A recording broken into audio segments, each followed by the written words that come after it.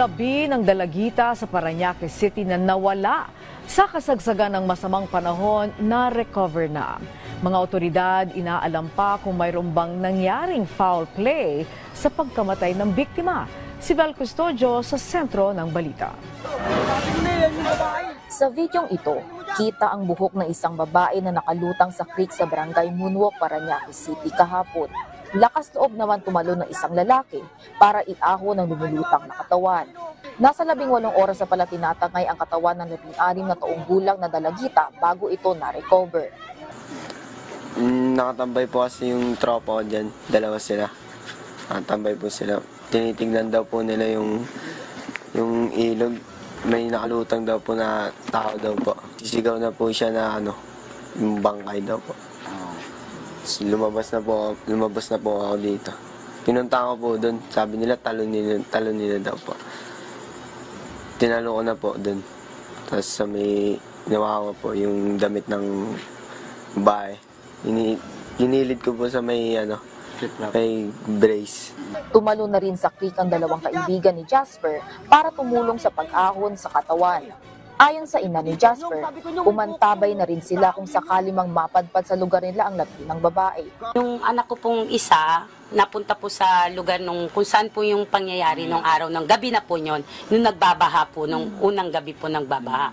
Siya po yung nag-umuwi sa amin ng alauna, something, siya po yung nagkwento, Mama, mayroong pong babae na disgrasya po daw doon. Kaya naman, agad na silang tumulong sa retrieval ng katawan ng 16 na taong gulang na biktima. Agad din nilang itinawag sa barangay ang insidente. Dumating ang nobyo ng biktima. Positibo niyang kinilala ang nasawing dalagita. Base sa inisyal na impormasyon ng barangay, nag-iinuman umano ang biktima kasama ang kanyang nobyo at ang stepbrother ng kanyang kasintahan sa barangay San Isidro, Parañaque. Nasa tabi lang ng creek ang bahay ng stepbrother ng nobyo ng biktima at kasagsagan pa ng kalakasan ng ulan dulot ng bagyong Enteng. Ngayon, dahil tumaas po yung tubig dun sa baba, kasi po yung bahay na kung nasaan po sila, malapit po talaga sa creek. So wala naman po siyang harang. So may tendency madulas. Pero ayon daw sa nobyo ng biktima, iba ang nasaksihan niya sa pangyayari. Niyakap nung kanyang stepbrother yung bata, tapos sabay lumundag dun sa ilog.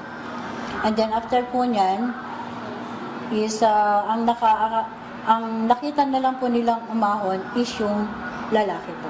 Sa pagtatanong sa barangay, wala naman daw nangyaring komosyon sa lugar bago nangyari ang insidente. Patuloy pa rin ang investigasyon sa nangyari ng mga otoridad.